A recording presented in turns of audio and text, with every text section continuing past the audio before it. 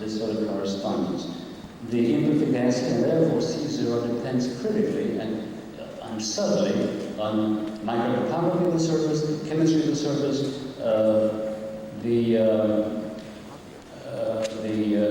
the parameters of static charging, electrochemical charging, for example, or the parameters of the partially dissociated gas. The point I want to make here is that there is no pressure that can be associated with input fugacity.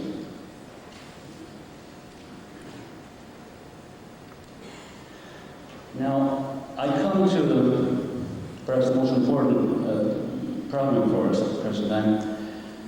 When you introduce hydrogen into a metal, I don't care what the metal is, and you control the input, I should say the subsurface concentration at a value C0, this is charging from both sides, either from gas phase or cathodic charging and anything else. You find that because the partial molar volume is a positive quantity, it's an expansion of the outer layers if you're introducing gas from both sides. The inner layers have not yet felt any hydrogen at short times. This expansion produces a compressive stress in the outer fibers of this plate. You can think of this as a sheet or a plate. That stress is given as follows. The sigma x is the dimension in the thickness direction, y and z are the orthogonal directions. That stress is given as a function of time by this sort of expression, where V bar is the partial molar volume of the hydrogen, nu is the Poisson ratio, Young's modulus is E, C0 is this subsurface concentration, not the adsorbed concentration, but the subsurface concentration, which therefore is a function of the kinetics of jumping from the adsorbed state to the subsurface population. Rosa benzen parameter is given by this index n, it goes from 0 to infinity. It's pi over 2. Now, the interesting thing here is that the maximum stress, and these are normal stresses, by the way. Thank you.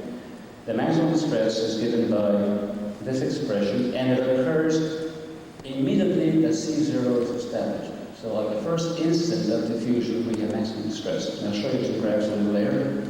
That's for two-sided charging. This gives a plot as a function of time with the parameter is dt over a squared, a twice the thickness, 1/2 the thickness, for two-sided charging. And you can see that the maximum stress is here, compressive stress, just at the outside fiber and at the initiation of diffusion. One-sided stress, one-sided input gives you this sort of configuration. Again, the maximum stress in these units is at the very beginning of the diffusion and at the outer fiber, and compressive. A favorite method of charging in our cold fusion interest is, of course, into a cylinder. I give here a plot of the shear stress that's produced as a function of ratio of the distance in, or the distance out of the central fiber divided by the radius of the cylinder as a function of time. That's the running parameter, dt over a squared. And again, the maximum, in this case, shear stress is at the outer fiber and at the beginning of the diffusion. Now, it turns out that these effects are not zero. I've got something written down here, I could read it, that the maximum shear stress in the case of hydrogen, which is inputted as C0 of about 0.65, which is about 1 atmosphere input, is about, it's hard to see this, 4 times 10 to the 9 pascals. So it's a very large number. So it's very difficult, therefore, to avoid developing stress. Now, remember, this is without any phase transformation, just the very act of the diffusion in the hydrogen. Let me show you some consequences. We used a system as a model system, namely titanium with 30% molybdenum. The reason for this is that one can inject very much hydrogen into this system without any phase transformations. And here is an idea of how the experiment was done, a schematic that I did last night. This is the sheet of metal We're charging from the underside with H2O and H2SO4, and just chemical charging. We look at the upper surface. Being a titanium alloy, the upper surface is already oxidized, so that serves as a barrier for out diffusion of the hydrogen. We're looking at this with X-ray diffraction, and we thought of this at the time. Before I show the result of X-ray diffraction, let me show you what happens inside. We begin with the uncharged specimen. There's a very few dislocations here and there. After the charging, we find all through the inside of the metal, far away from the input surface, many dislocations which have formed arrays. Just show you a few more very rapidly. Dislocation clusters, dislocation held up at grain boundaries. And now I think I'll jump over to the X-ray diffraction. We find the lattice parameter change is a function of which crystal we're looking at. And we're looking at assembly crystals.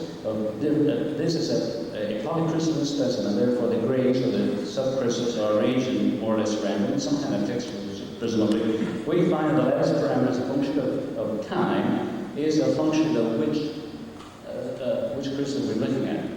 Where therefore we have to infer from this that what's happening is an inhomogeneous distribution of concentration at any one cross-section in the specimen. Another important thing to point out is that these changes in fact occur at a time much larger than we would calculate from the normal Fichtean diffusion time. Here we have another example. The various crystals are building up concentration to achieve different concentrations, even though the condition of the input surface is the same. We also find that we have to change the position of the X-ray detector in order to maintain maximum intensity, and that's a function of, again, which crystal plane one is looking at. As time of charging, that's the changing angle of diffraction, which means that these grains are rotating. And the degree of rotation is a function of which grains one is looking at. More of the same, but the important thing to notice here is that once it stops charging, the effect continues, but in a relaxing fashion. In other words, there are stresses built up which cause a change in the rotational position of the grains. No phase transformations at all, just the situation from diffusion. Now, what happens at the surface? Well, both the input surface and the output surface, the block surface, undergo large changes in morphology. Here are slip steps on the far side. Far away from the input, you see tremendous change in the morphology of the surface. Here's some more examples. And corrugations of all sorts, serrations such as mountain ranges. Because of pressure of time, I will go very fast here. Here's some work by Matsumoto. In palladium, he observes what he calls little dark spots, which he thinks have been produced by cold fusion. I disagree. These are simply the kinds of things that you expect. These are little openings which are produced by plastic incompatibility stresses that are produced when different grains are expanding for different amounts. Therefore, they produce stresses between them, and stresses are relieved by the rotation of the grains, and so the slippage of one grain stick to the other. In the process, voids are produced. Thank you. I shall do that. And here, in fact, in Matsumoto's work, he finds that these cavities that link up with each other and finally grains fall out. All that happens without any phase transformation. Oh, I'm sorry, in the case of Matsumoto's work, I'm not sure. In the case of TI-30, it happens without any phase transformations. And here's an example which I hope will visible. This is from some work of mine in which I tried to reproduce the Hawaiian group's excess power development in charging from ionic salt. This is the palladium rod. After the experiment, you see the tremendous effect of the charging. So that what I wish to say then in conclusion is that the stress state is generated and partially relieved or relaxed by dislocation generation, which in turn dilation of grain boundaries and external surface cause rotation of grains. The grain interaction produces inhomogeneous stresses, and they in turn produce inhomogeneous distribution concentration. But even in a steady state, one can have continuing fluxes of hydrogen between regions in the body. So one need not have a constant concentration under what you think is a steady state charging situation. But there's much more to say. I think you'll read the written version where I do focus on details. Thank you.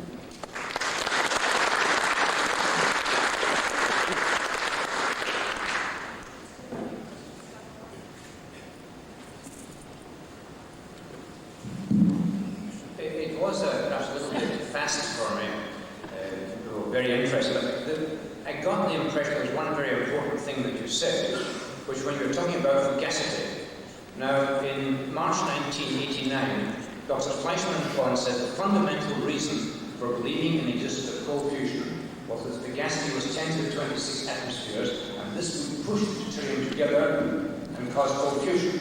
Dr. Morrison, I understand your question. Dr. Morrison, Martin Fleischmann answered that question on Monday. If you have another question for Professor Orion, please ask it. I think you said that this fugacity calculation, you cannot apply to 10 to 10 atmosphere. Is this correct? That is correct, sir. Thank you. Scott?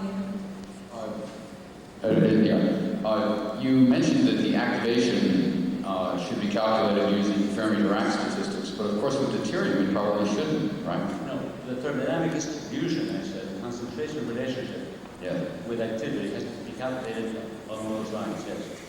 Is there some understanding of why the diffusivity is a factor of 2 greater for deuterium in some cases, in palladium than for hydrogen? No, as far as I know, people have done hand-waving arguments, but it's not understood. As a matter of fact, in other metals, the heavier isotope diffuses more slowly than the lighter isotope, but not so in palladium, and that's not well understood.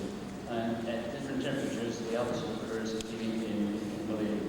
It may interest you to know that there is a man named Hugh Baird who has recently done a calculation invoking ion band states that seems to get that idea across. Thank you, Scott. Professor? I'm wondering if you could comment either at a gut level or a well-informed level about the diffusion of helium in a highly loaded palladium system. No, I cannot. I have not looked into that at all. I suspect that helium diffuses much more slowly than hydrogen, however, and very, very slowly, I think. But I don't know anything quantitative. Professor Lee will address that after Professor Fleischmann's talking. A very quick question there. Have you looked at the case where you have pores already nucleated in the palladium and what is happening within the pore with respect to Yeah. Well, in the case of palladium, one has to go to very, very large activities to get pressure such that the yield point of the palladium can be overcome and have cavities expand. A very different situation from hydrogen in iron. As you know, the crossover point at the beta minimum corresponds at room temperature to about 0.65 ratio of deuterium to palladium, but the external potential, and in this case, equal to the pressure is only in separation of an atmosphere. So that will not extend any cavities. But if you go try to charge it more, increase the C sub 0, then it can reach a fugacity of over 10,000 atmospheres. And that would be enough to expand cavities. But I suspect that in the cases that we see, the expansion is produced by plastic mechanisms, by stresses that are produced by plastic compatibilities and accumulation of these, and relaxation of these stresses by expansion of the cavity. I don't think in most cases in palladium it's because of the internal hydrogen pressure.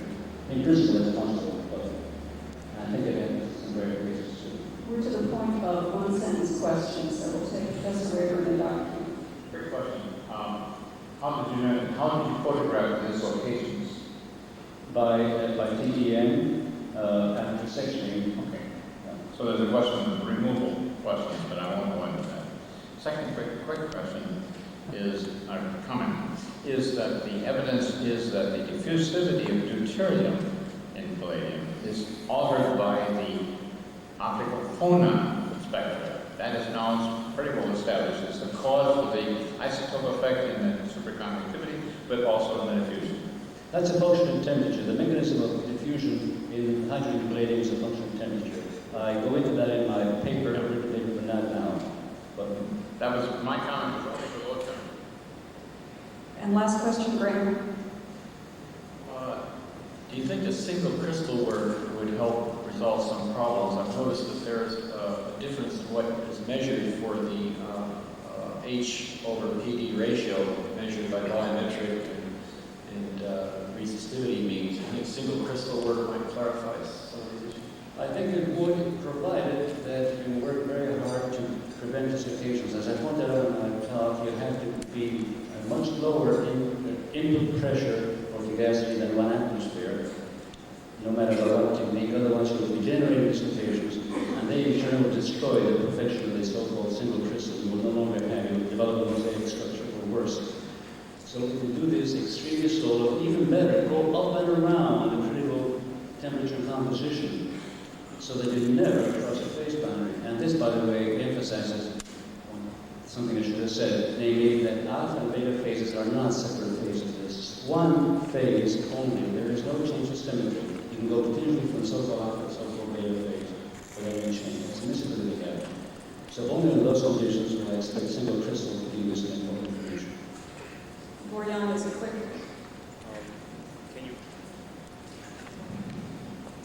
Can you comment about the stress-induced phase transformation versus cracking? During phase transformation. During phase transformation, yes? What I was thinking about is instead of stress-creating voids and cracking, is it possible to induce any phase transformation? Oh, I see. By stresses. Yes, as a matter of fact, in the case of zirconium and titanium and niobium, the injection of hydrogen with mechanically applied stress or internally generated stress, one can in fact induce phase transformations. It happens also in stainless steels, where martensite can be produced, and also can be converted to martensite by the stress at the tip of the crack as it advances forward. Yes, that's true.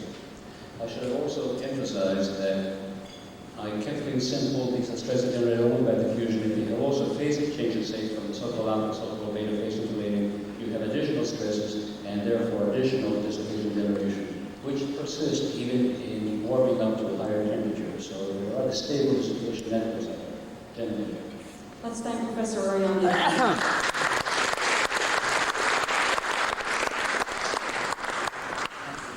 Now to the unintroducible Mark Fleischman, who will present a paper entitled Alpha Crud and After, the alpha-beta gamma of the plate hydrogen system. Well, it's very difficult to speak on materials properties of palladium hydride and palladium fluoride towards the end of a meeting such as this, because most of the things one would want to say have been said before. So I will change my normal self-effacing approach and try and be provocative.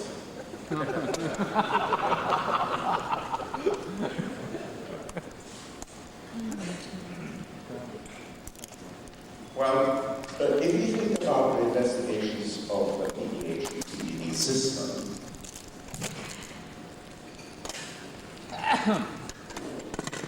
then really, as Richard Oriani has shown us, and other people as well, this is concentrated on the behavior of hydrogen material in the alpha phase and the thermodynamics. Let's just get this straight. Although we didn't really talk about the structure.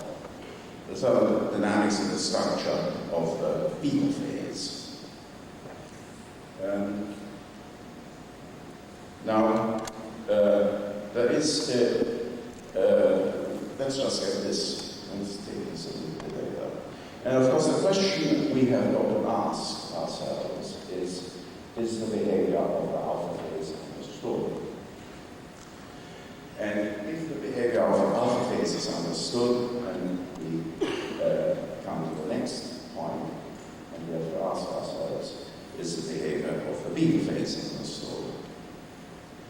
Now, we should add to this one further comment to this categorization of the behavior of HED in the dilute alpha phase and the thermodynamics in the beta phase. Let's just concentrate on the ERA report, which added one additional piece of information, namely that the interaction between H species and the lattice of these species is repulsive. Now, we have to, of course, ask ourselves whether this conclusion is correct or incorrect. And now, as I said, I will be provocative, just remove one of these overheads.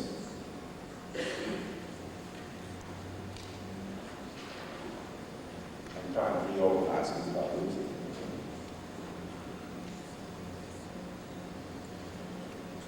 I will try and show you that, in fact, the behavior of the alpha phase is not understood.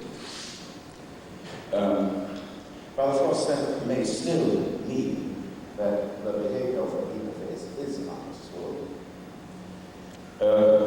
And of course, we have to ask ourselves, go back to the ERA report. You all know what that stands for. It's the report that was edited at Watkins in 1989. And we have to ask ourselves, is this conclusion correct or incorrect? Having said that, of course, we also ask ourselves, is this conclusion correct or irrelevant?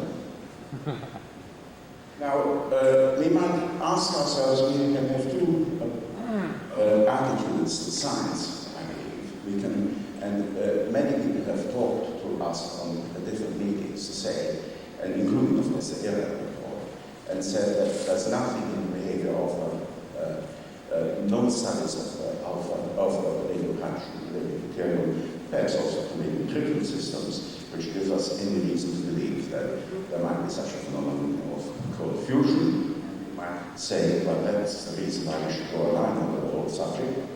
However, more open-minded attitude is to add to 1, 2, 3, and 4 the question whether there is anything else. Is there something we have missed?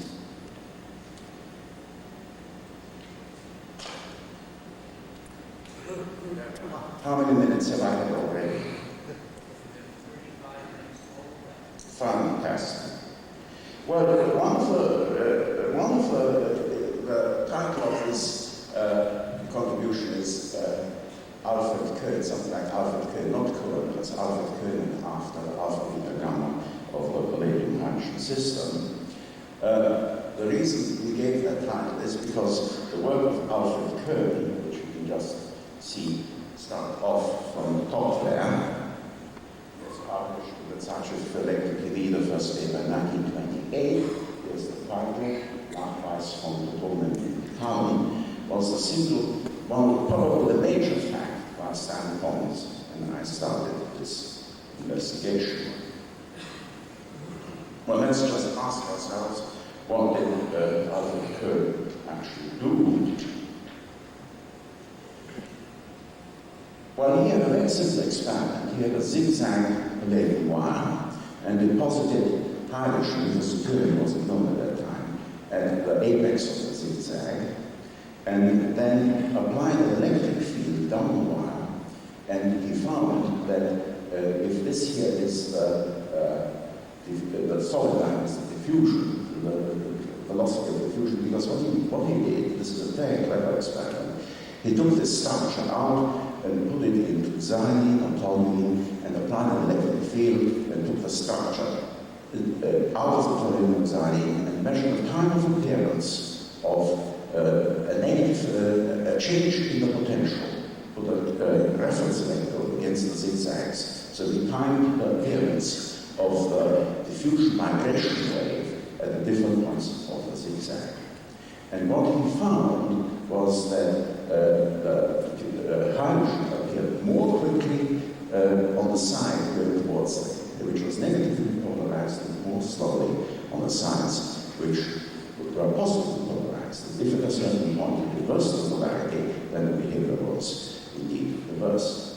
Now, Richard Oriani has referred to the effective charge on the proton or deuteron, and this was also, Alfred Köhns, as often happens, the first experiment is very well defined, skyline in alpha phase, and Köhn did take the trouble to measure the migration, the diffusion migration towards both the positive and negative sides. And in fact, you couldn't have this pattern unless the charge on the proton was 1. So in this particular situation, the charge on the proton is indeed 1, although Köhn didn't complete the analysis. And indeed, the mobility of the proton measured in the lattice obeys the Nernst-Einstein relationship from the diffusion, as calculated from the diffusion coefficient.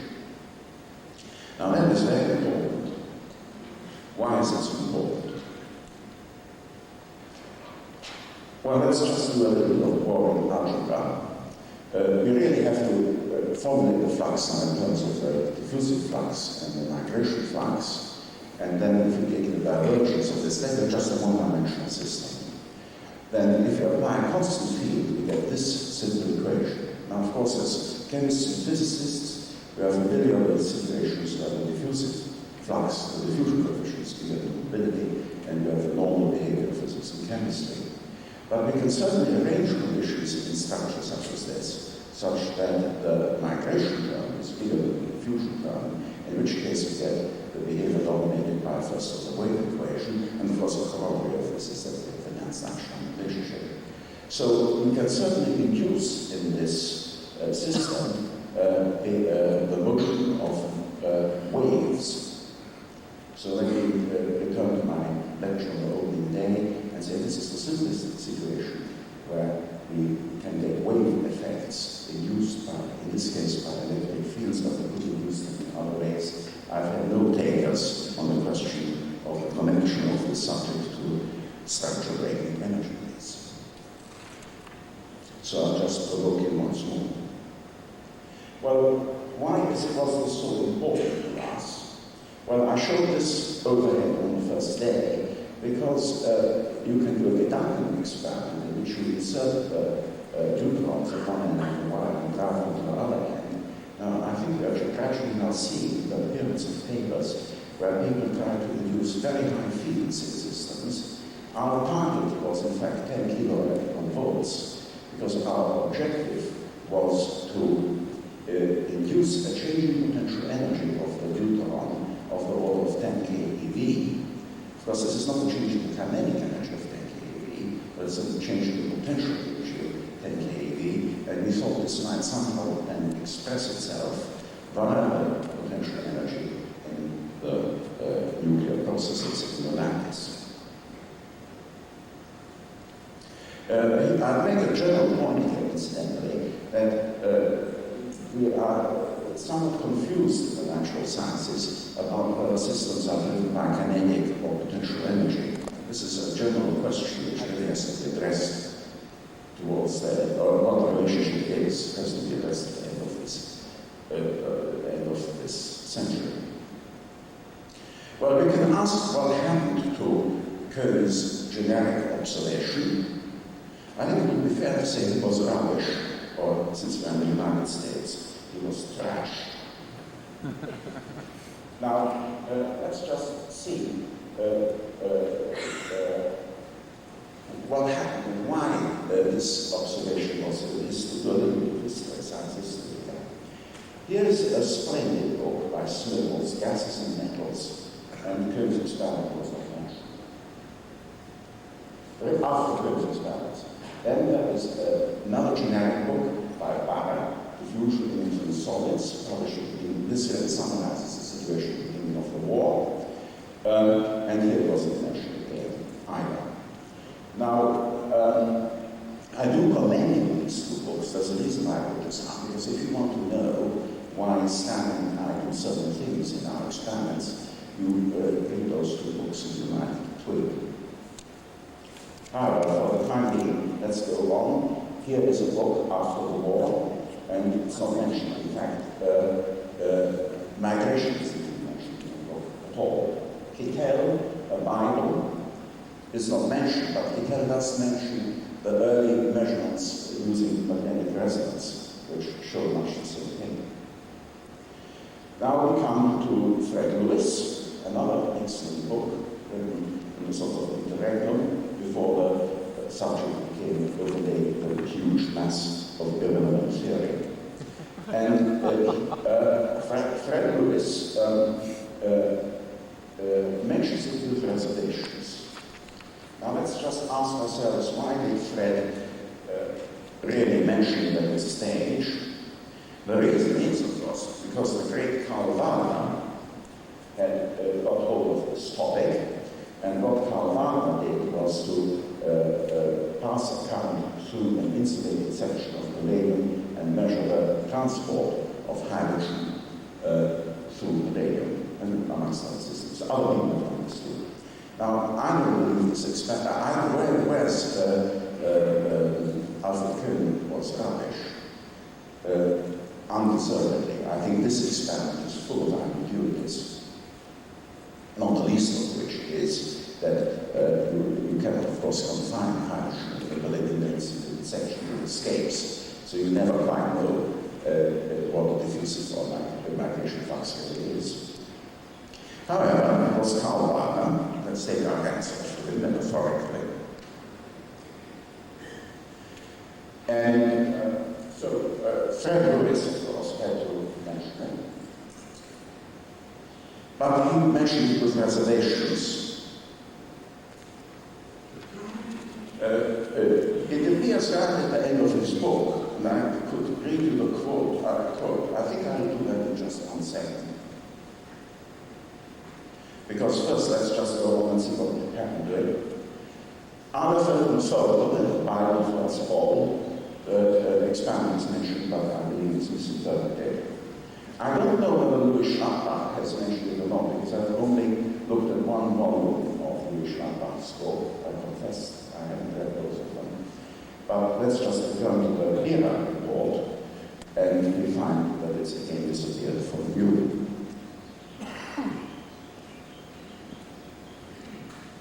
Now, I object to that because, of course, it is a very important paper.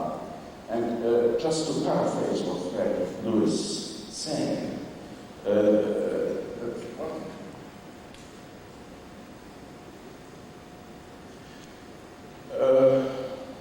see what I can see here.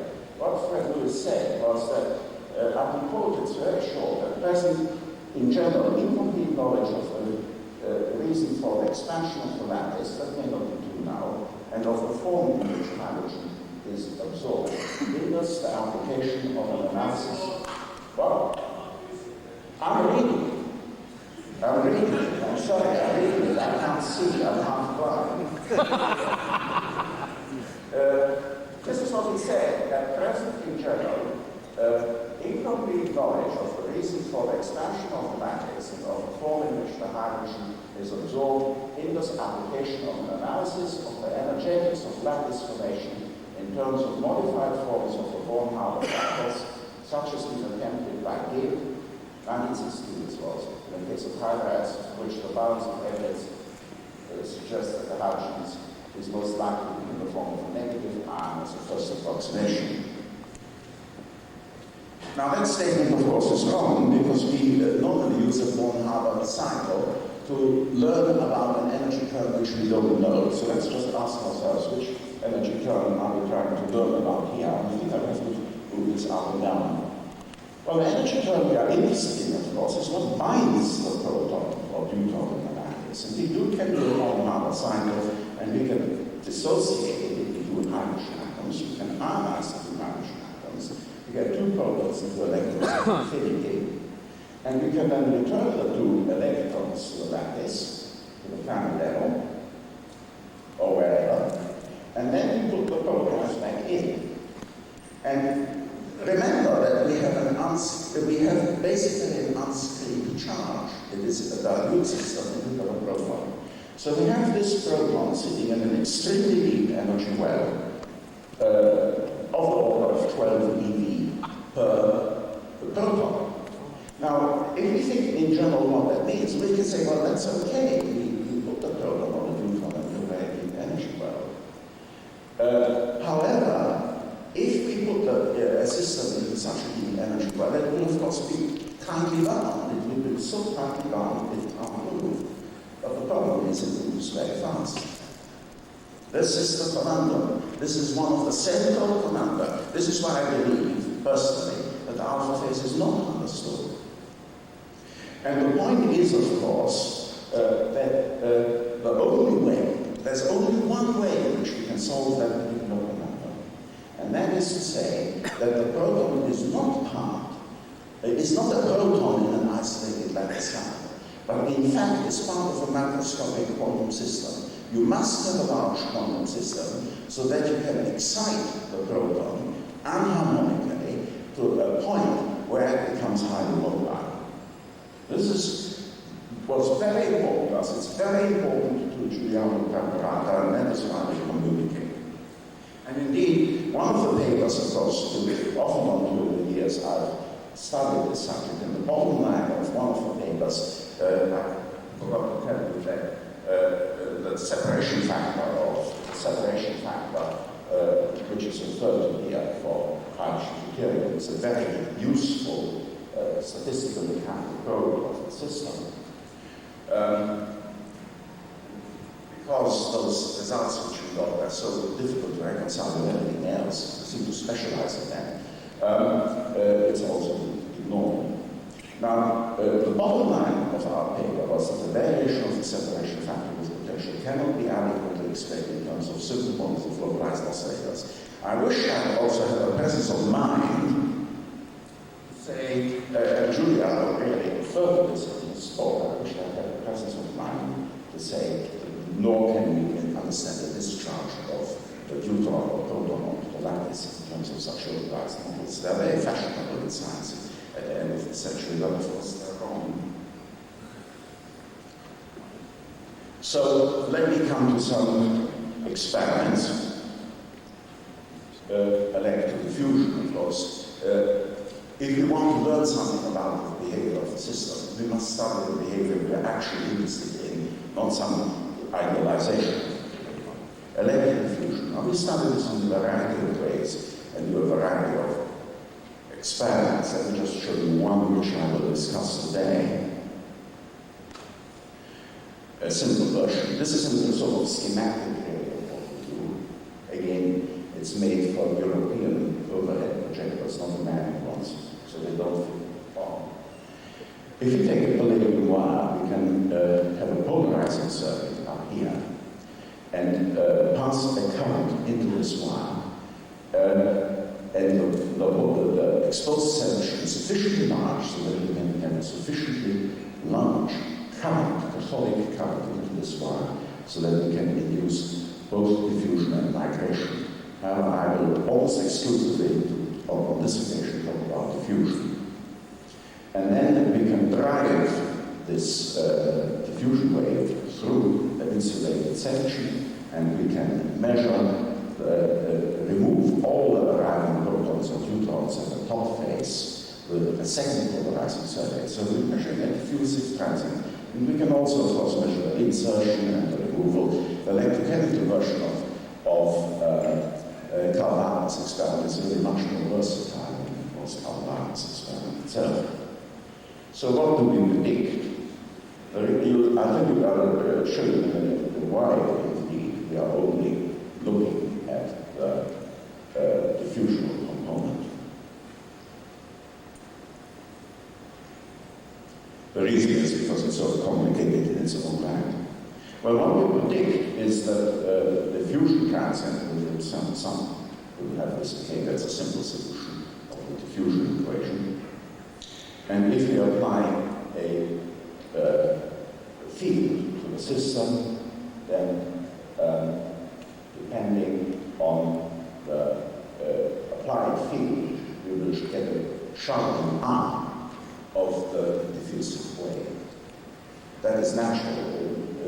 Those of you who are physical chemists or electrochemists will know that if we have a migration in a structure, then if we apply sufficient field, we get really what is the solid state equivalent of the transport number measurement. We get a wave when it moving boundary, the moving boundary method of measuring migration. However, let's just concentrate on the diffusive flux. So this is what we believe. Now, what do we actually find? Well, if we use a certain large diameter wire, we get something which vaguely resembles what we expect to see. But as I'll show you, it doesn't actually fit the diffusion equation at all. Let me just point out some important features. It's singularly known as free down here. This is the current at the top end, measuring function of time, and then you get a lot of noise at the top. It's the wrong way. You should have noise at the bottom. Very interesting. And if we reduce the diameter of the wire, this is done in this particular experiment, 50 micron wire, we get this kind of behavior. Now, if you compare that to the predicted behavior, I see I haven't given you the full story. Let me backtrack. The particular experiment I'm discussing is done under supposition that we will charge this end of the wire into the beta phase, but that very rapidly, as we go into the wire, we will, since we have a zero concentration at the top end, we will create the alpha phase, so that the diffusion to the bulk of this, in the bulk of the structure will take place in the alpha phase. So, since it is believed that the diffusive behavior of systems in the alpha phase is well understood, and I do believe this is actually true, we would expect to see that this transient should follow the predictions of diffusion theory.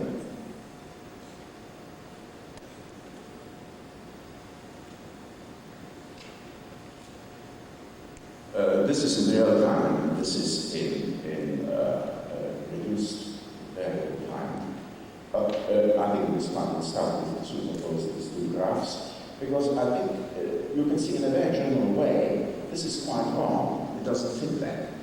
It doesn't come through. The flux at the end of the wire doesn't increase initially at all. And then we have a very steep rise, and we have a maximum.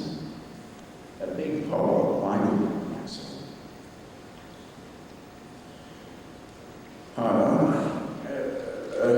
In general terms, so it doesn't fit. This doesn't fit the model of diffusion. It should fit the model of diffusion, and it doesn't. It does, incidentally, if you take the time to reach half the final time, this does give you the migration. You still have an uncertain charge in the system. But what is the cause of this strange behavior? Well, in general terms, it does more or less fit diffusion theory, but you can fit parts of the problem of diffusion theory, but not the whole lot. For example, you can say, let us take the rise time here, and then we of course know the time. The rise time is divided by the diffusion coefficient divided by the square of the length. So we can plot the rise times against the rise times t to the half against L squared, and we get a straight line behavior. But if we do that, and those diffusion coefficients are reasonable for the alpha phase, if we take that behavior, then we find that from the flux in the steady state, we would have to have a ratio of hydrogen atoms to palladium atoms of 4 at the ingoing interface.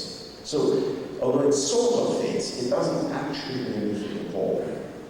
And if you instead take the current here as being correct, the corollary of this, of course, is, and that current here is in fact inversely proportional to the length of the wire. If we take that corollary, then we find that the diffusion coefficient is enormously high. So it doesn't fit. So let's just ask ourselves, let's just see just how bad it really is. We can kind of fit on various assumptions. I think these two assumptions I've just covered. But the best way of doing this, of course, the Markov-Lindbergh algorithm, which we are very much attached to, as you know. And this is the best fit we can get. And if you try to fit this over here and down here, you can see that the diffusion is initially much too slow and then much too fast, and we have this maximum. So what causes such a maximum? Well, we've had discussions about that, and we have interpreted this maximum, which just observed this here, just very well. We've interpreted that maximum. I think I've lost the offending view graph. Clearly, the only way you can get this, remember we are trying to find something with diffusional behavior. The only way we can get this is by having a peculiar variation of the diffusion coefficient with the charge ratio x, the concentration in the lattice. That is really absolutely essential. Now, in general terms, remember that it does fit. These currents are proportional to the square of the radius. Sort of the numbers are more or less correct, but of course the time distribution is incorrect. So what this does is it focuses our thoughts on the nature of the problem. And Giuliano Caparanta, in his talk, drew attention to the work of Giuliano Mengele and Claudio Venduti in Padua and Associates. And of course, what happens is that if the diffusion coefficient of the alpha phase is down here, then as we go into the beta phase, the diffusion coefficient increases enormously. Now, it must do that whenever you have saturation, the diffusion coefficient has to increase with concentration. There are many examples in the literature where this has been misinterpreted. You must have this. If you form the beta phase, you must have this. But then it increases again and increases again. And notice that eventually, at very high charging ratios, the diffusion coefficient becomes 10 to the minus 5 centimeters squared per second in the lattice, which is comparable, in fact, to the proton diffusion of hydrogen in water, which in itself is anomalous. That, I think, is very suggestive of what the mechanism of diffusion in the lattice must be under these extreme conditions. Now, Giuliano Caparanta said, well, let's say it increases here, let's say that it comes down here again, and it comes back up here again. We really do believe that this implies that there is a new phase formed up here. And in general terms, this has the characteristics, this variation of the diffusion coefficient with concentration, because it acts as a driver, it drives the diffusional wave forward. So what must happen here is that we do not, in fact, confine the beta phase as we would expect in a naive way. We confine the beta phase to this end of the wire, and then we have all alpha phase. What we do is we drive the beta phase and eventually the gamma phase nearly to the end of the wire. We are not, although we're setting the problem up as though we are studying the diffusion in the alpha phase, we are in fact studying the diffusion in the beta and gamma phases. The alpha phase is totally, is not particularly significant. More, okay, let's blind on. Here's the offending view graph. It has something of the character of a solid one. It isn't of course, we haven't got the diffusion of the nonlinear differential equations, which are reserved to the property of the solid, but we have a highly nonlinear system. Even in the absence of an electric field, we have a highly nonlinear system. And therefore, we have to ask ourselves, what happens when we have these nonlinearities in the system? Well, the first thing which happens, of course, is if we try to interpret the current at the end of the wire as a function of time, nothing will happen. For some time, this thing is totally pegged at 0. And then it will break through and be driven, the current will be driven up as the wave hits the end, Z equal L, the end of the domain. At that stage, a reflected wave will travel back to the origin, and the driver, the chemical potential in the lattice, this enormous variation of the chemical potential in the lattice, will disappear, and the system must again relax to the normal diffusional steady state. So we started off using, let's just compare this. This is what we would predict, this is what we find. For the first shot, it's not too bad. And incidentally, it fits quantitatively quite well, as we find from the paper. You can, if you take Giuliano Mendele's and Claudio Duki's values of the diffusion coefficient variation with the charging ratio, we can actually predict this thing quantitatively. So, this is part of an ongoing program where we are trying to study the effects of charging ratio and electric field on migration in the lattice.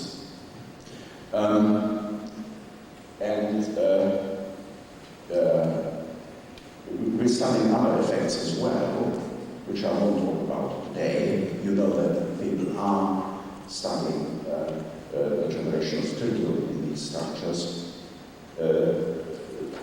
We are interested in a variety of problems, but part of our research, let me assure Douglas Nelson, part of our research is on hold at the moment because we have to make absolutely sure that the neutron generation rates which we are observing in these systems are within allowable limits. Well, that's it for the time being. Thank you very much.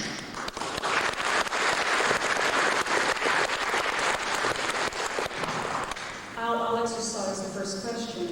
Martin, could you give us either a modeled or experimentally observed feeling for how fast you have to move into the gamma phase? Or give the temperature over the loading or the current?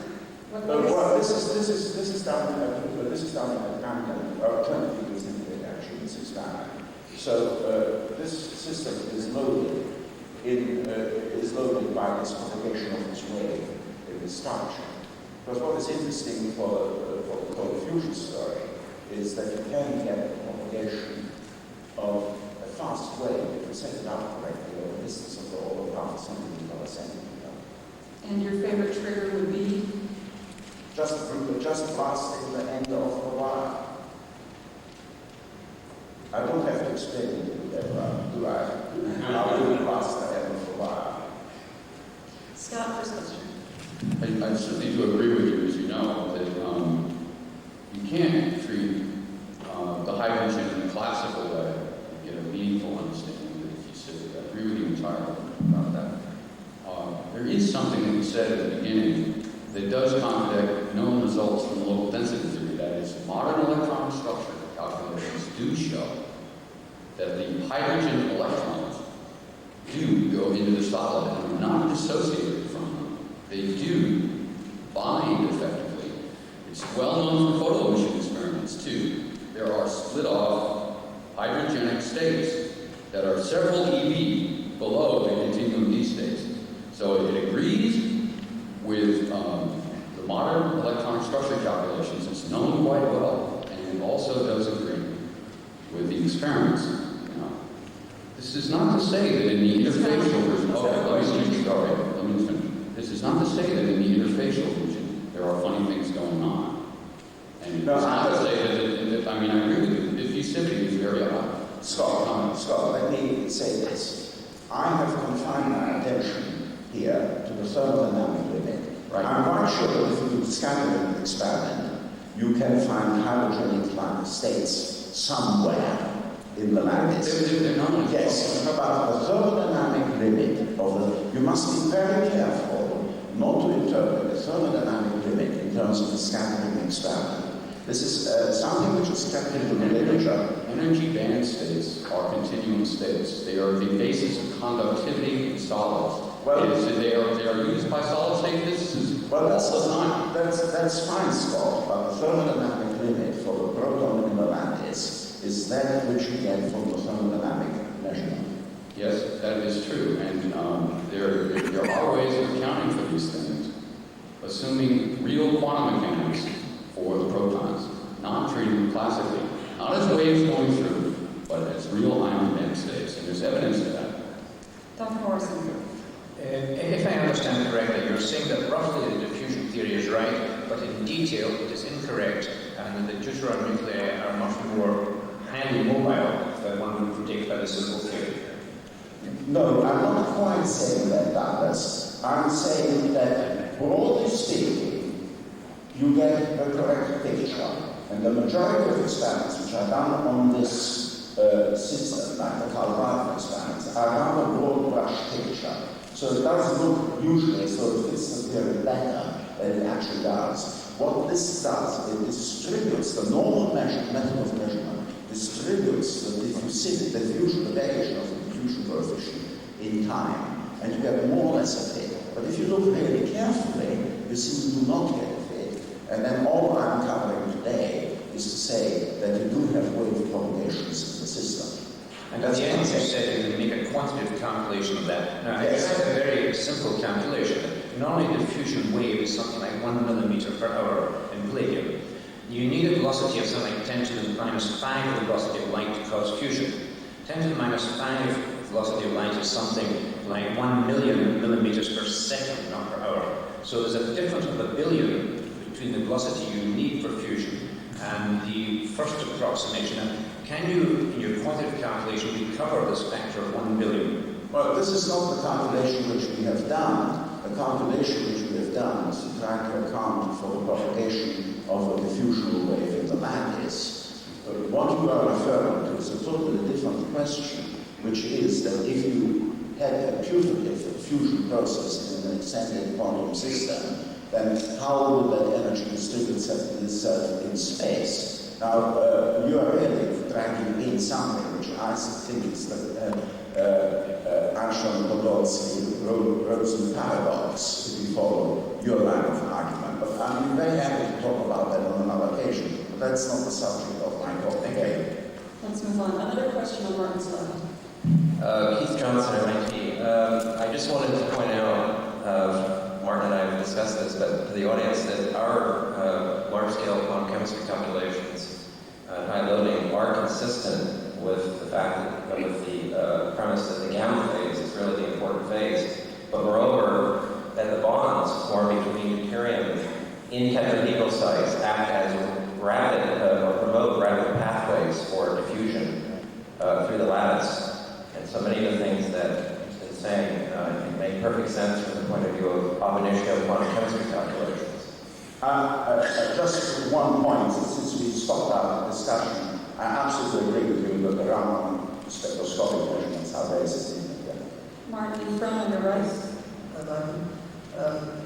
We have done some work on surface cell diffusion of metals. What? Surface cell diffusion of metals. Yes. When you deposit one layer of gases or impurities, the surface cell diffusion increased by several orders of magnitude. And this is related to it seems it's a cooperative phenomenon. Cooperative phenomenon. I mean, you need to go to one layer. Below that, it doesn't work. You need a full layer. That's very similar to what you're doing. When you fill up all this, you have more. It seems that your hydrogen is moving faster because they are moving all together, like one train or one chain of hydrogen, right? Well, it's in this very anomalous surface mobility is, of course, as a consequence of all the configuration of entropy. And this has been, this goes back to the 1930s, the Bohr. This is a lot of work on this. I recommend you look at the work of the Bohr, but remember that you misinterpreted the data. We're down to the one-sentence questions for Jan. Martin, if I try to explain your result as interaction with the dislocations, which means your hydrogen is trapping dislocations, you create a stress, and then you have very strong force to diffuse through, and you have a maximum, and the lattice is relaxed, then you have a plateau. Would that be a possibility? Can you comment on that? I think that if you have dislocations, generate dislocations or vacancies,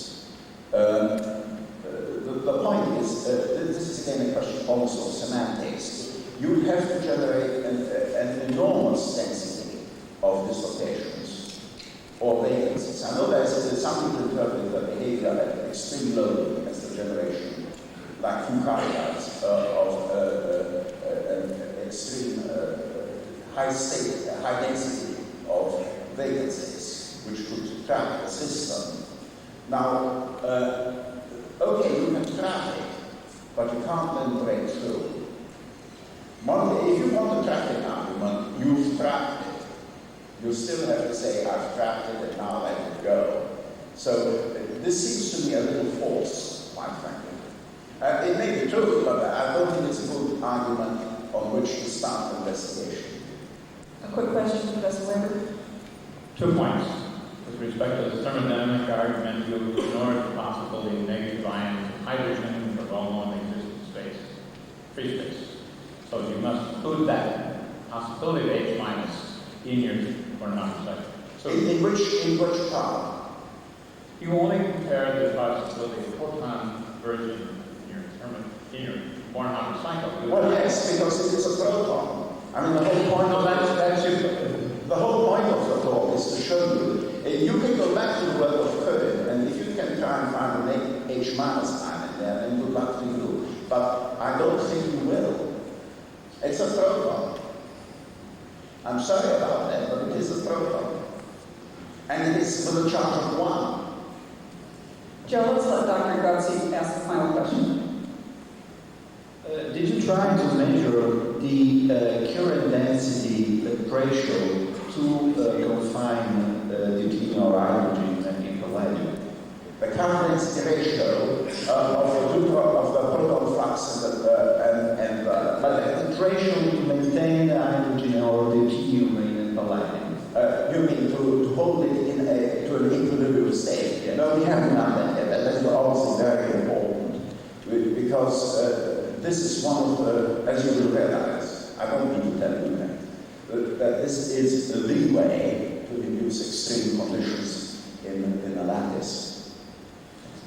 This is the most unbelievable way. I know there are many people looking at oxides, because in the end oxides decompose and change the activity of oxide too much. But if you start with a metal and apply a field, especially a pulse field to the system, you can get the most unbelievable effects. The results I show last year show that the current density is of the same, the ratio of the current density is the same order magnitude of the current density generally found by people in found excessive heat or nuclear effect, which is the order magnitude of 150 to 20 milligrams per square centimeter. At this point, there is the release of deuterium from the planet. Yeah, very interesting. Let's thank Professor Fleischman again.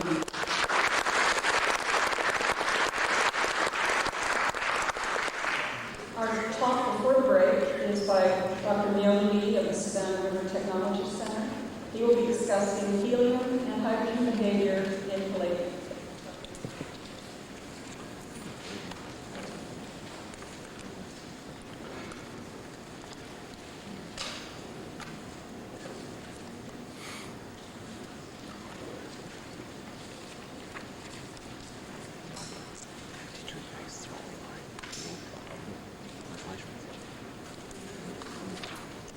From Savannah River, some early fusion, some people observed the tritium in the cold fusion, and claim come from Savannah.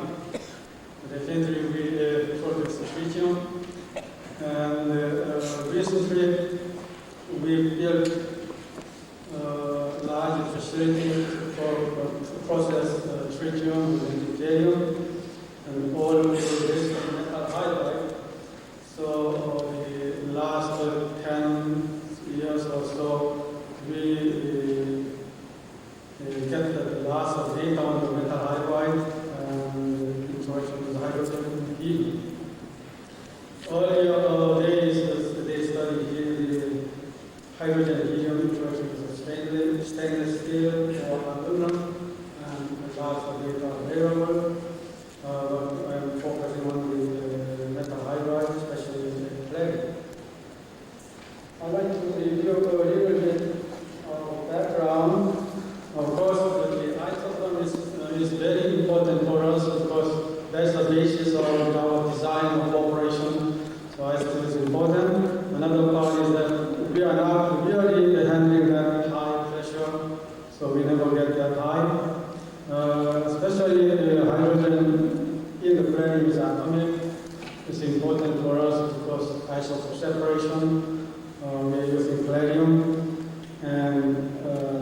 because of atomic, we have already 3 isotopes instead of 6 isotopes, other isotope separations.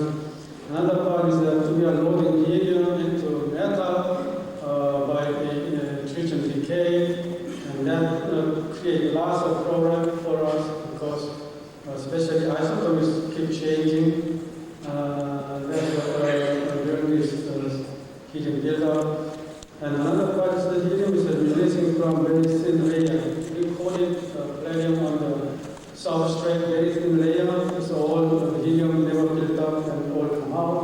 However, if we charge the tritium on the very bulk, it never come out. So far, we wait about 14 years, and after 14 years, suddenly they burst out once in a while, and that way the helium to release. So with this background, why this kind of behavior appear, we like to know more details in atomic ways.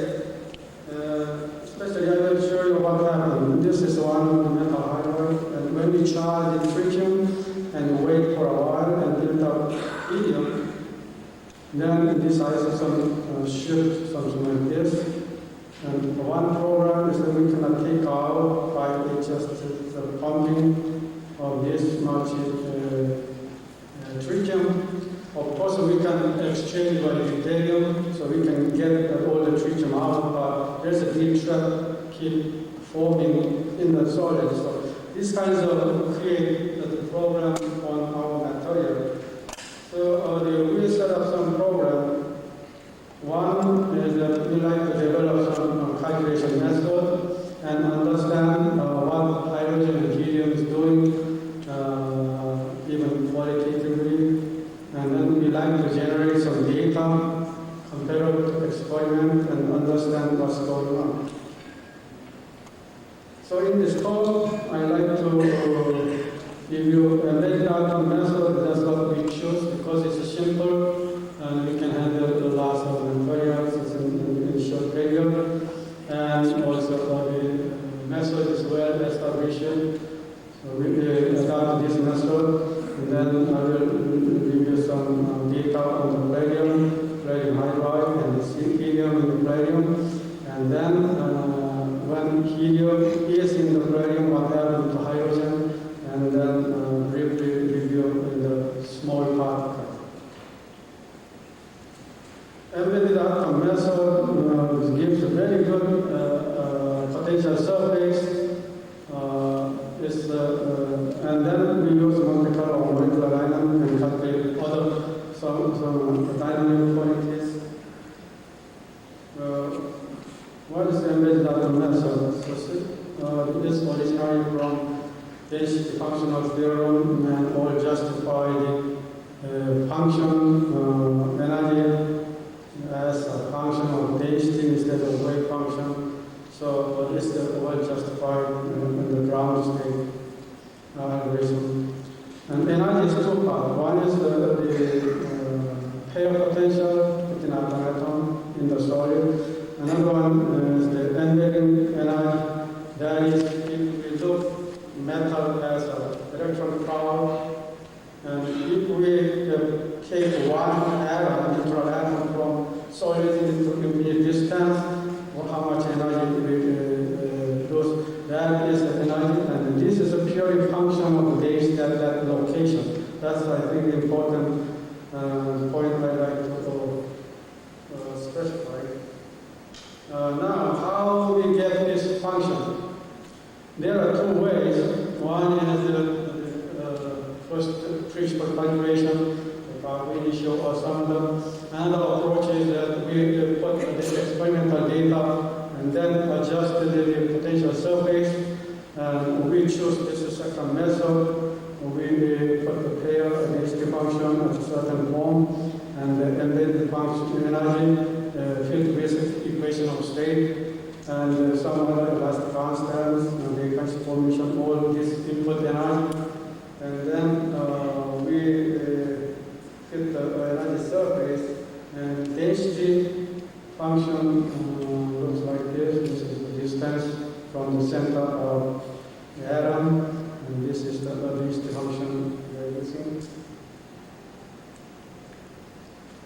This is embedding function. If palladium put it into this electron day state, it's always reactive, it's again stable, and then day state is getting higher, and it's repulsive.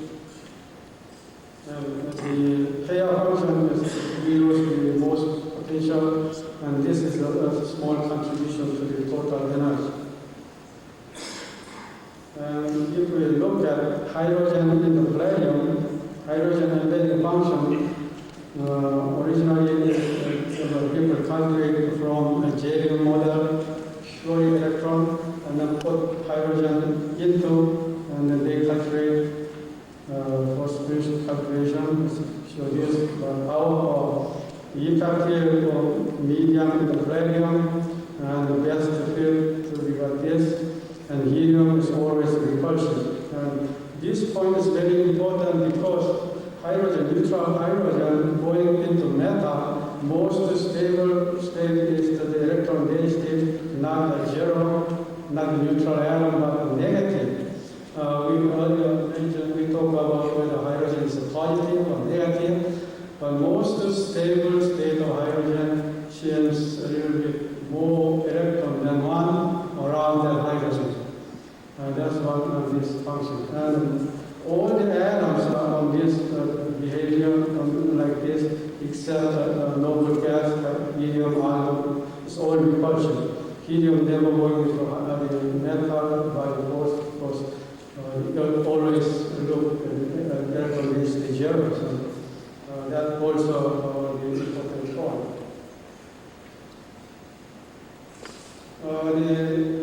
This is not the first time. Originally, embedded atom mass was supposed to by Basky and Dow and send the national lab, and then later Foley and they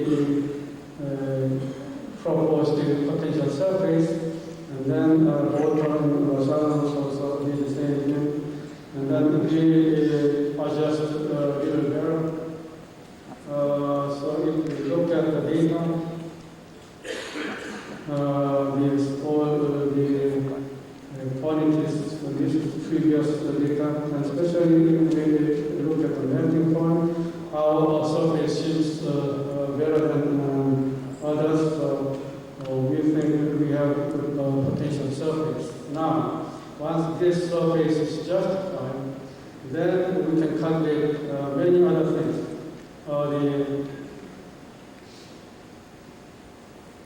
For example, the surface energy, surface structure is a little different. I will show you that a little later.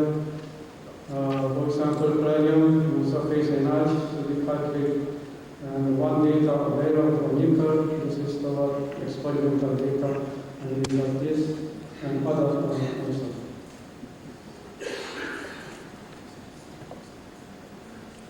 If we look at the surface structure, it's interesting. The atoms at the very surface has only half of electron density at the location. Therefore, if the search that atom is searching, real high density size, so it's a space in. So distance between first and second layer is decreasing any surface. And what happens to the second layer? Second layer now has a little higher density than the stable. So now, second and third layers is a little bit expanded in the structure. So if we put all the atoms and then somebody stabilize, and then we measure, and this is the data we got, and this is the structure. So like the first, second layers are shrinking, and the second, third layers are expanding. Because of that, there's creating some stable the subsurface, they call subsurface in this region.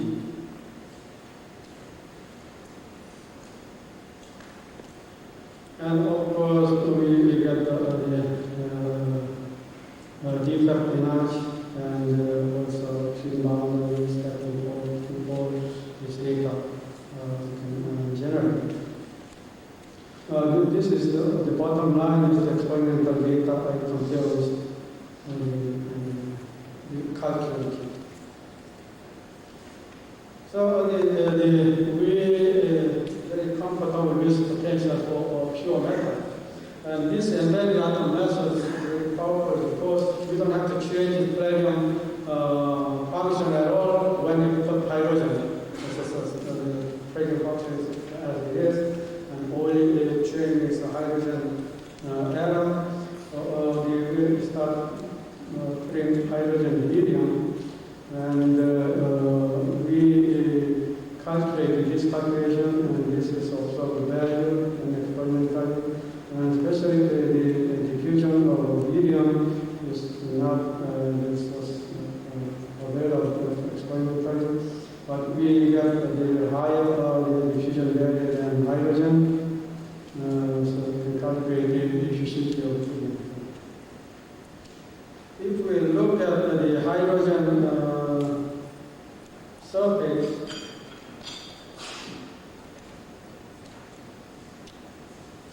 this is octahedral side, and this is tetrahedral side, and this is the top of the wheel, and this confirmer. There's a palladium atom on the bottom, and another atom is on the top of this, another palladium atom is here, and this electron gauge all come from each atom. So the electron gauge profile, so it's matched with this surface, and if hydrogen octahedral side and transferring to tetrahedral side is a little higher potential than this, and then on the other side is exactly symmetry. So this is the diffusion path. If we look briefly at the surface, if we look at the surface with alpha phase, and then with a fixed palladium atom, and let the palladium atom vibrate and moving around, relax, and the structure will change. And if we expand all the lattice, it will change again. And so this kind of diagram we can keep track. And this is one of the interesting part. This is octahedral side, and this is a tetrahedral side. If we change the lattice parameter and expanding, this value is going down because electron density is reducing. So hydrogen energy at the point is going down. However, if we let palladium vibrate, then palladium is moving away from the path, and it reduces further. So most minimum energy we got is this curve. And most of the diffusion coefficient and energy seems to fit with this curve. This is the one of the molecular dynamic simulation. This is a palladium atom. I show only two union cells. And we put a hydrogen atom, and it vibrates in the octahedral side, and then it jump, and then for a while, and jump, and then just stay for a while, and back and forth, and moving around. And from this, we calculate the diffusion coefficient, and this comes and then cross the experimentally observed.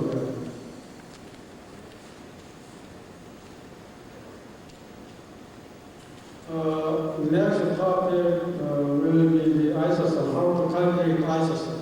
And this system is somewhat different from other because palladium is concerned is a closed system. However, hydrogen is concerned is an open system. So hydrogen come in and out from this palladium lattice. Therefore, normal ensemble won't work in the calculation. So we use this for the Monte Carlo simulation. So we developed this constant temperature, constant tension, just three different directions we can put. However, pure hydrogen is the external pressure, and its tension is usually pressure. And we fix the hydrogen free energy activity curve as a fixed number, and the plug-in atom is a fixed number. And this is somewhat new answer. And because of this, we can calculate the equilibrium property, so like Monte Carlo. And this is what we got from this method. The dotted line is experimental data, and the solid line is our calculation. One thing we found is that when we calculate, we fix the free energy or the corresponding pressure, and then calculate propagation of equilibrium hydrogen atom in the lattice, and until it reaches, you get the data and keep going. And this calculations, the pressure reaches somewhere here. It takes a long time to equilibrate and until it hit here. So we observe this phase transition. One thing we couldn't explain yet is that this is much higher than beta phase breaking point. It's much higher than observed value. That's one, we don't know why we are looking. And this calculation is the perfect crystal, and we use a boundary and the period boundary conditions of eliminate all the surface effect in this calculation. That's one we can explain that. And the temperature goes up, and this one is smooth and slow. And from this, we also keep track of the volume, because we keep the pressure as constant, external pressure is constant, that's ensemble. Therefore, volume is appropriate. When we add hydrogen in and out, the volume is expanding constant. So we keep track of volume expansion. And this is our calculation while adding. However, experimental data shows this is the largest experimental of this. So we are expanding a little less than the experimental observation. We did the same thing on the helium. In this case, we keep track of the relative largest parameter and loading helium, and it's very close to what the observed data of expansion. Next, I will show you some snapshot of the simulation. We put about 1,000 palladium atoms just to show you where the palladium atoms are located. And this is a helium loading, but before we loaded helium, we create the defect. Bottom part, half part is a copper crystal, and we took out 2 layers of one layer somewhere here, and another layer somewhere here, and we took out from this to this point, and then relaxed, so we equilibrate locally. So this side is a little lower than this side. And then we loaded helium. And helium all migrate. Initially we put the randomly, however, the later reach the equilibrium, we saw all the heliums migrate into this area. And one interesting observation is that the helium starts clustering and then making for the bubble. And lots of palladium, you can see this outer phase somewhere in this region. And we observe that when helium comes, the palladium is surrounded by 6 helium atoms on the navel of the octahedral side. That plane is very unstable. So by itself, kick out rather than stay in the interstitial is stable than middle of the helium. So that process keeps going, once that 5 or 6 helium atom get together, then the next helium comes about 2, 3, 4, and then the palladium at the edge has the same situation. So that kick out to the navel, and that is the keep going until this bubble keep growing. So only lots of palladiums are interstitial in this region. Another part is that this is the where we took out one layer of the corner of that dislocation. And that is the most favorable side, and it seems clustering around that area. And another several areas as a form. So by observing this, we can tell what the helium bubbles are growing and what the mechanism is, and we can see from this simulation.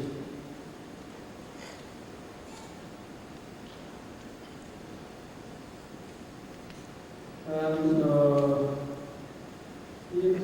if we observe this data is earlier for helium expansion data, and then this one point is this largest risk defect, and seems expanding a little more than for crystal.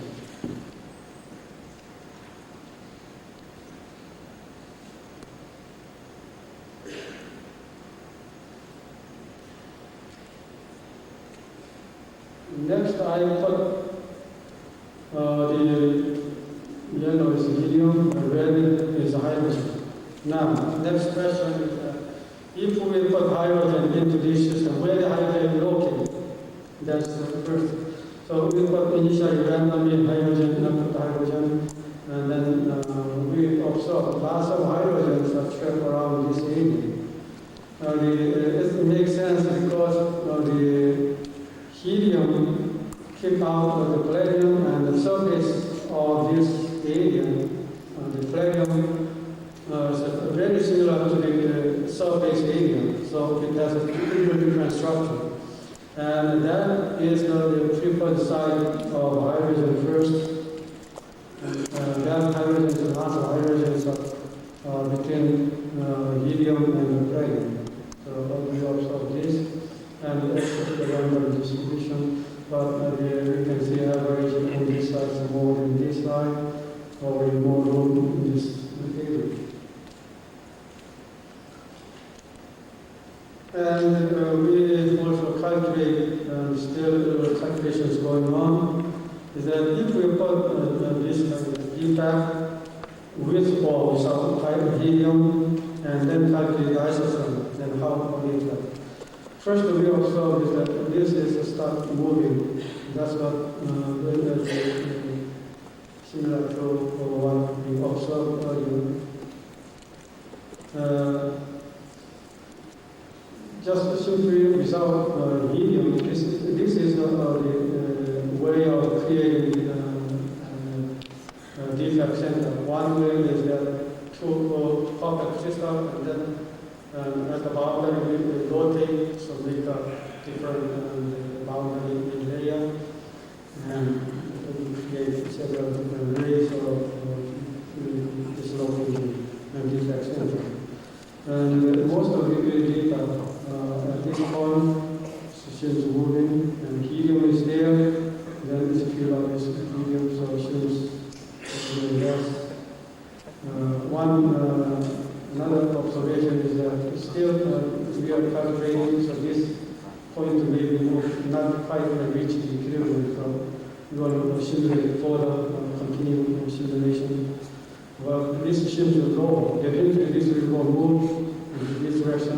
I don't know where it will fit, but definitely lower than the equilibrium result of this location. So we can also explain what is going on for the atomic sense. We can understand a little better. And last part of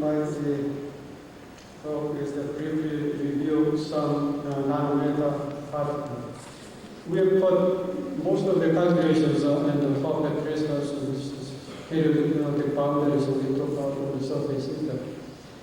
We put 500 atoms and then heat it up to 700 degrees and then relax and then pull it off and then see the structure of the atom looks like.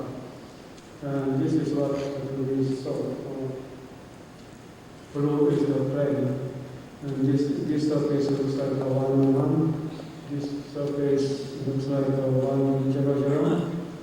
And so this is not quite circle, but some shape. Now, on this, we start loading hydrogen. And 500 plane atom. However, when we load hydrogen, first 138 sitting on the surface, it doesn't go in. And then start migrating into. So when you estimate total loading, when you saturate HO by M including surface hydrogen, you go down up to 1.4, so it's too large in loading. And we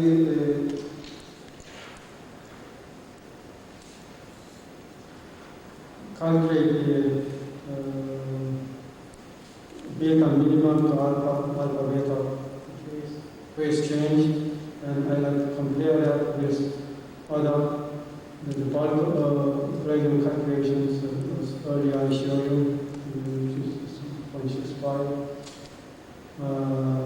Normal powder, plane powder, is usually somewhere 0.56, right in the range.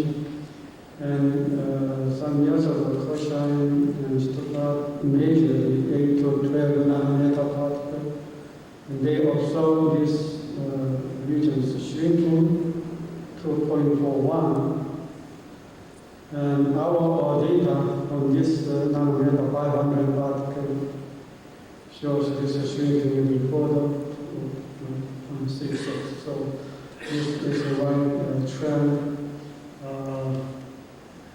At this point,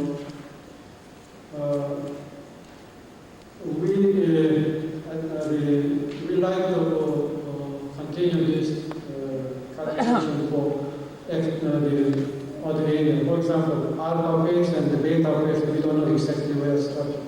We have a snapshot of the random process, and alpha phase, we haven't seen any special structure, and even large loading, and we know whether the hydrogen atoms are okay, and we are now plotting the distribution function, so whether there's a structural difference in the two-phase region, and that we get done. So we are looking for that, how the alpha phase different from beta phase, and how this transformation occurs. So on the last of the data, earlier we generated this many years on the value. We got the reasonable, it's understanding better, and this last data can be explainable. So at this point, we have assumed good direction force. Of course, this not including the field, like electric field weighing. So on that, we compare this with some other electric field, we modify that. We do not know how yet. And we develop ensemble. So this we call hybrid ensemble. So partially across the partial open system, we can handle that part. And then all the mechanical as well as some dynamic quality of materials. And also we can see during the simulation how that each atom behaves, and then from there we can see some more details of it. And I like to acknowledge that's a true person. Brad Wall is in our organization, and John Ray is a physics department at French University. He's doing lots of molecular dynamics. So his expertise getting this help.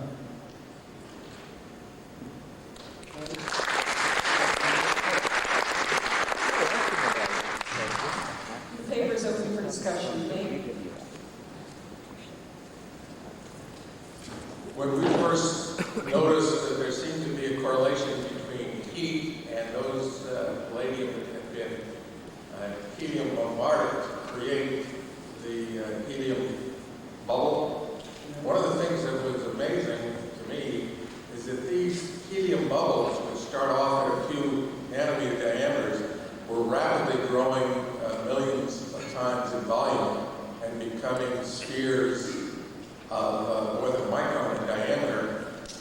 If this is just voids and dislocations coalescing, possibly that could happen. But then when it intersects the surface, it blows out the surface, showing that the thing is really pressurized with the deuterium. Now, does your model predict that the growth rate can be controlled by pressurization, by deuterium, rather than the normal coalescence of yes, we can calculate that the growth rate by the loading wall and watch how the size will be. We haven't done that yet, but we can do that. Next, the water pressure inside. That's very high. Of course, it's enamel measurements some years ago by the Mount Lab people, and indicate the helium in the bubble is actually liquid helium, helium-3, or the 225 degree, lower than 225 degree, it's even equal to solid. So the pressure inside the bubble is very, very high.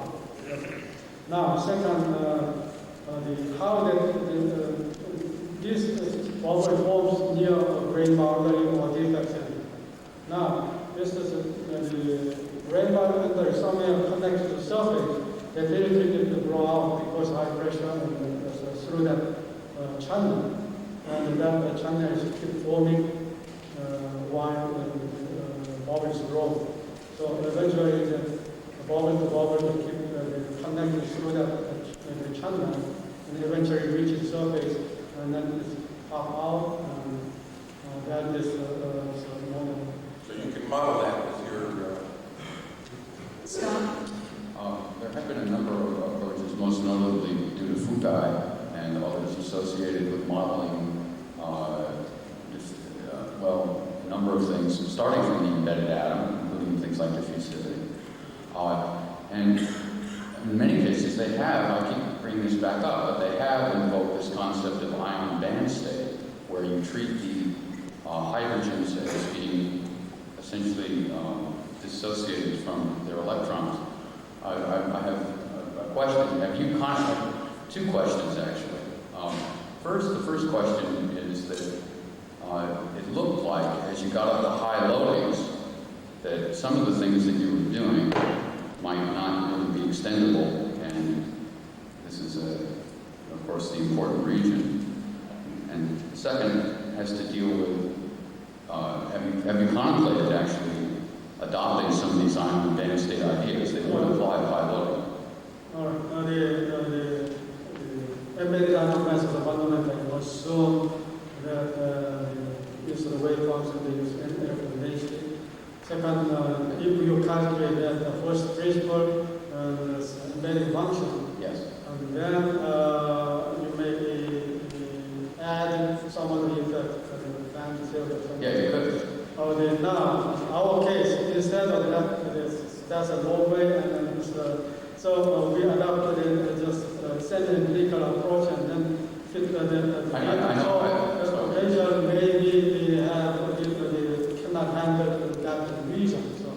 Well, it's interesting. I just throw it out as something to think about. In particular, work by Huska and Niemeyer, a recent Nature article by Niemeyer. I'll contact you about that. There was a final thing that I was wondering about, which is in your equation of state. This result by Keith Johnson is a rather interesting result, and presumably you could use some of his molecular calculations and see. And of course, it would modify the pair potentials, of course. Right. We have many groups are now working on this embedded autonomous methodologies and each has a different potential. Yes. Because of different ways to feeding. I know there are. Forms. So one may be better than the other or something. So we can try other potential. Of course, we try order and baskets. We can use the Johnson. Exactly, and I think it would be potentially a very useful collaboration. Thank you, Scott. Dr. Goetze. Do you know a kinetic flow release of helium-4 from palladium as a function of the position of the helium-4 in the lattice, in the bulk? On that, we have samples, experiments. Sample we loaded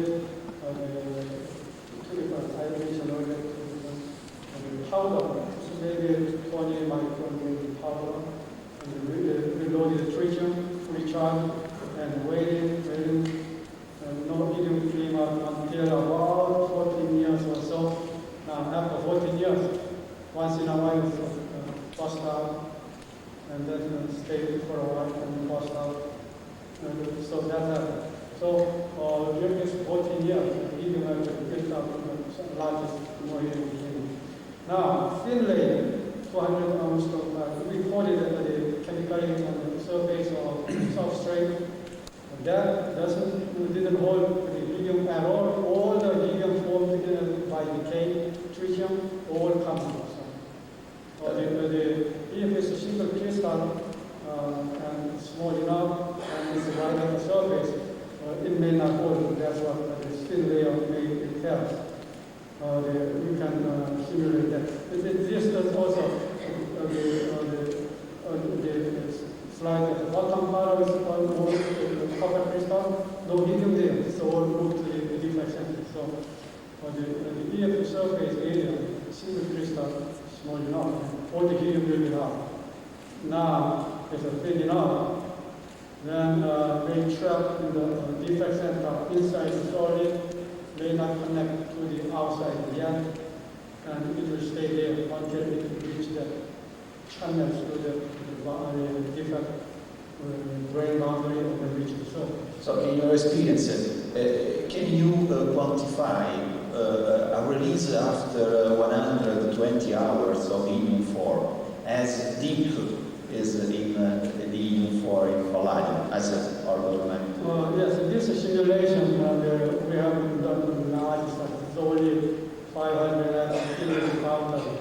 And if we put a little larger size, including surface, then how fast is the standard flow, and then from there we can small amount will come out because surface layer, the single crystal at the surface layer will not hold the helium, so some will come out.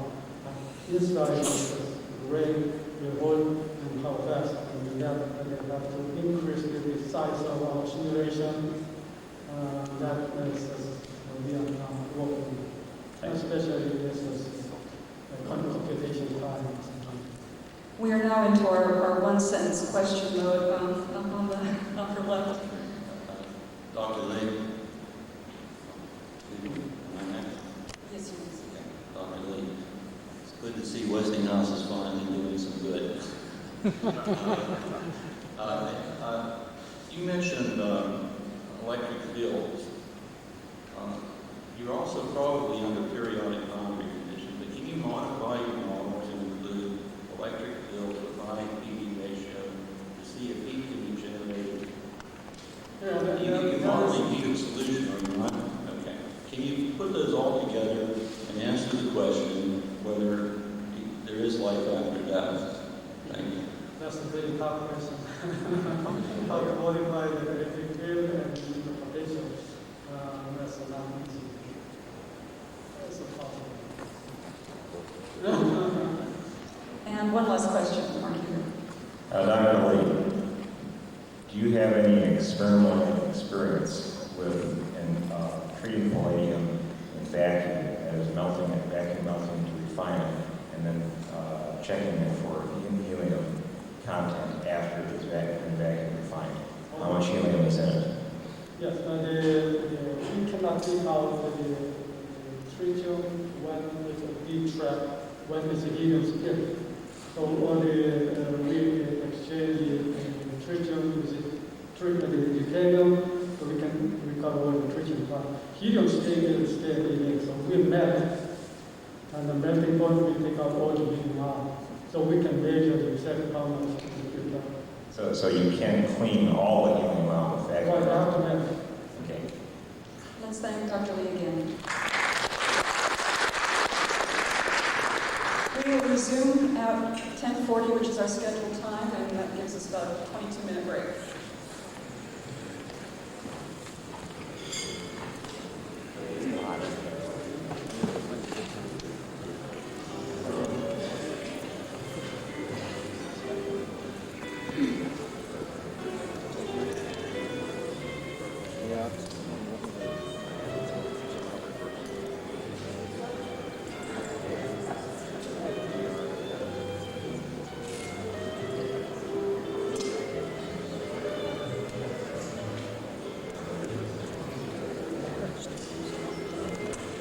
The t-shirts, bags, posters will still be on sale until just after lunch, and then we will be packing up. So just wanted you to have that last opportunity to buy those.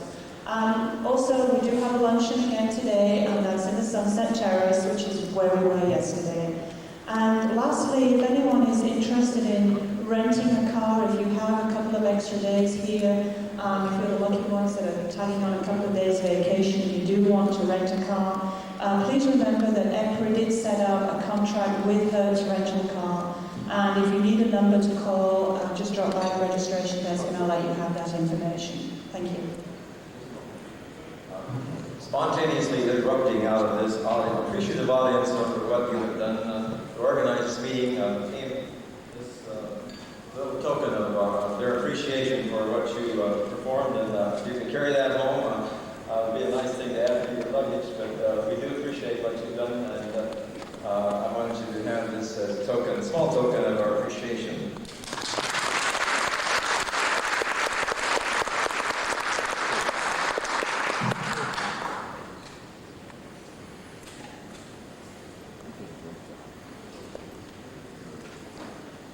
Before I introduce the next talk, I'd like to remind those who've been looking for Dr. Myung-Lee's abstract in the bound volume that it is not there, and that's because he could not get the abstract through his clearance procedure at Savannah River in time to get it published.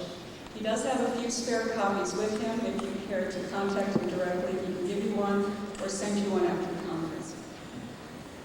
Our next paper is from the IMRA Japan group and is authored by quite a number of people: Akita, Tsuchida, Nakata, Kubata, Kobayashi, Yamamoto, Hasegawa, Hayakawa, and Kurimatsu.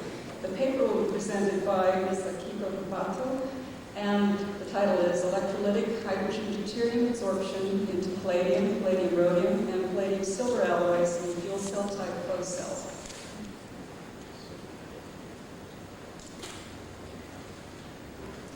Good morning, ladies and gentlemen. It is my great pleasure to give a talk at this plenary session this morning. I'm going to tell you about the electrolytic hydrogen and deuterium absorption into palladium, palladium rhodium, and palladium silver alloys in fuel cell type closed cells. My name is Akiko Kubota from IMRA Japan.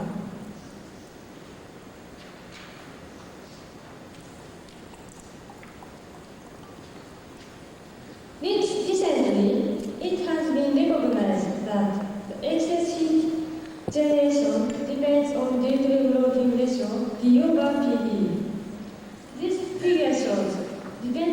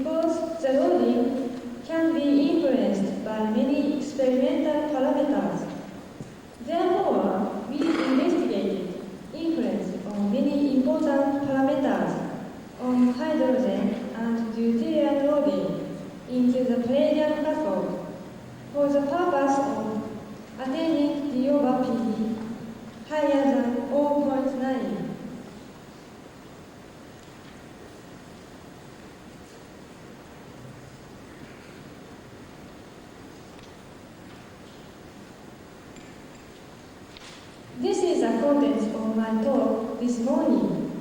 Today, I will report about the latest results, which are marked by red lines. First of all, we checked accuracy of our D over PD determination in a closed cell with pure cell amount by conducting simultaneous measurements of cathode resistance as well as hydrogen pressure in the electrolysis cell. Next, we investigated many parameters which have influence on loading ratio of palladium.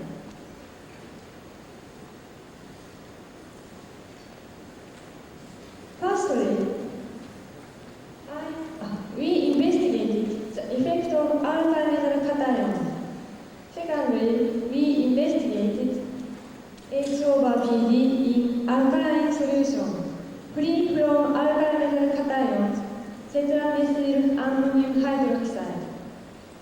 Next, we investigate effect of temperature. Next, we investigate surface modification. First, we investigate effect of addition of urea to electrolyte. Secondly, we investigate palladium cathode with spattered gold film. Then, we investigated various cathode materials.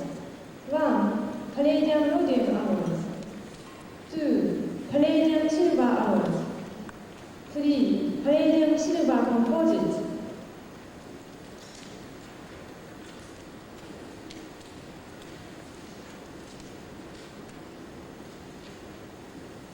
Firstly, I showed determination of H over PD by resistance measurements and pressure measurements in a closed cell with fuel cell anode.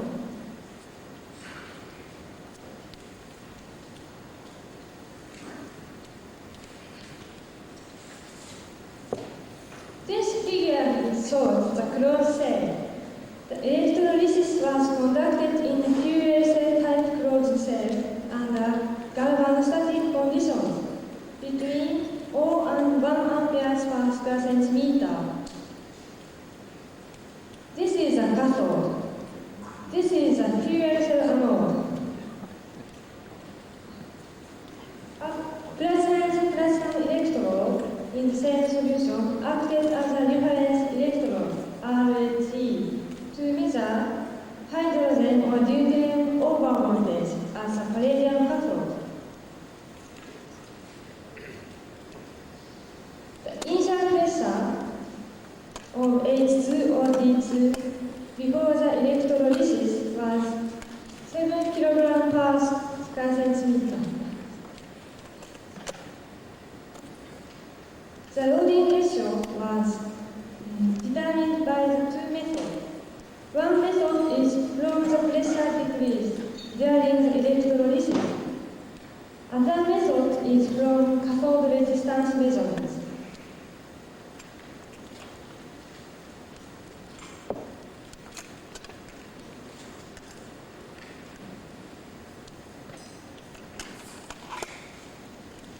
This figure shows dependence of H over PD determined by various methods on R over R0 for palladium in 1 molar LiOH at 20 degrees centigrade. X-axis is H over PD, Y-axis is R over R0. The green circles are our date. They fit with the date in references shown here. Lewis, Barnowski, SRI curve. Therefore, cathode loading determined by resistance measurement is consistent with date obtained by pressure measurement in a closed cell type, in a fuel cell type closed cell.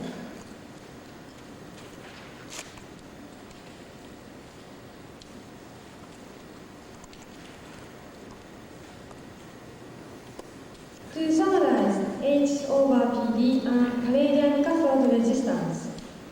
H over PD determined by pressure measurement in a closed cell with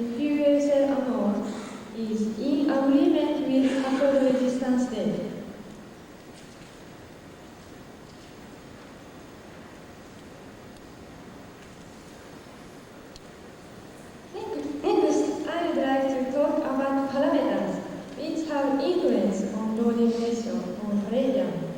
First, I show the effect of alkyl metal cations on H over PD or D over PD.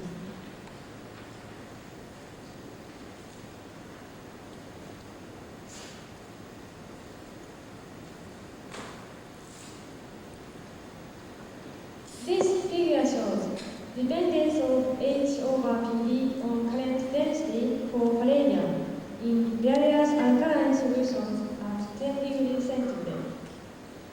The green circles are H over PD in 1 molar LiOH.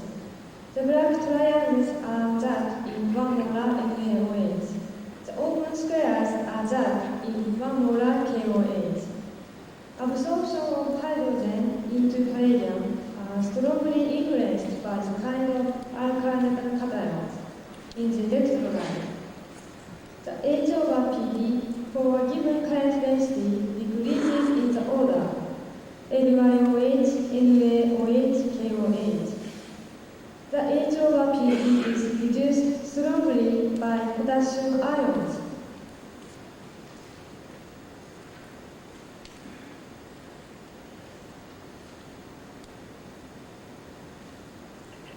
Next, deuterium loading is shown. This figure shows dependence of D over PD on current density for palladium in various alkaline solutions at 10 degrees centigrade. Absorption of deuterium into palladium are strongly influenced by the kind of alkyl metal cations in the electrolyte. The D over PD for a given current density decreases in the order LiOD, NaOD, KOD. The D over PD is reduced strongly by potassium ions.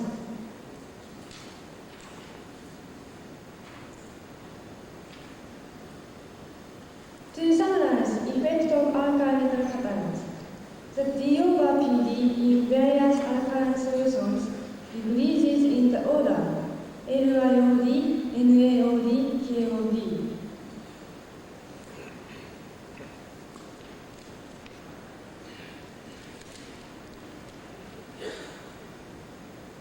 Next, I would like to talk about H over PD in tetramethyl ammonium hydroxide, free from alkyl metal cations.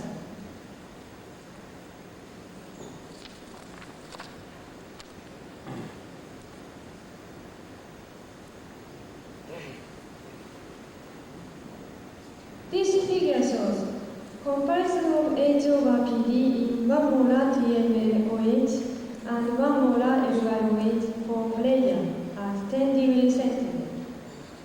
The green circles are H over PD in 1 molar LiOH. The black circles are Z in 1 molar tetramethyl ammonium hydroxide. The H over PD in TMLOH is higher than that in LiOH by 2 to 7%. The maximum value of H over PD being 0.99.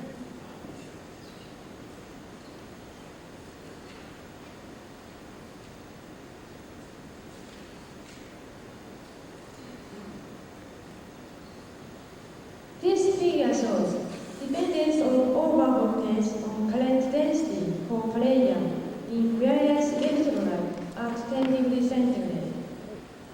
Overvoltage in 1 molar TMLOH is lower than in 1 molar LiOH, NaOH, KOH.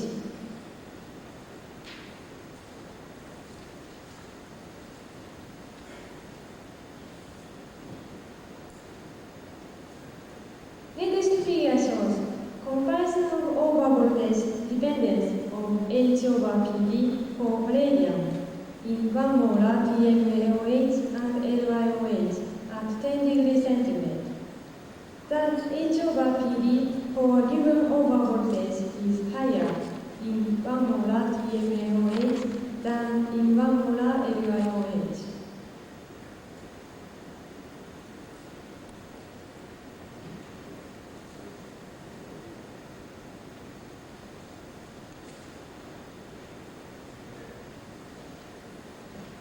This desorption from palladium cathode after current interruption from 3 milliamperes per square centimeter at 10 degrees centigrade.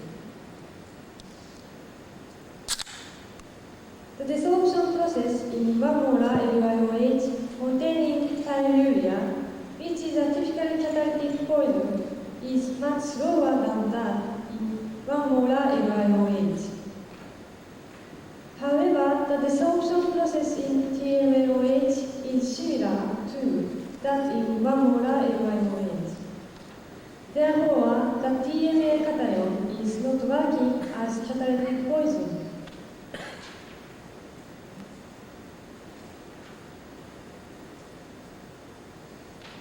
To summarize H over PD in alkaline solutions, that H over PD in various alkaline solutions decreases in the order TMAOH, LiOH, NaOH, KOH. Maximum H over PD is 0.99 in 1 molar TMAOH. The TMA cation is not working as catalytic poison. Therefore, the cathode loading is reduced by the presence of alkyl cations, in particular potassium ions, probably due to its under potential deposition in the palladium cathode.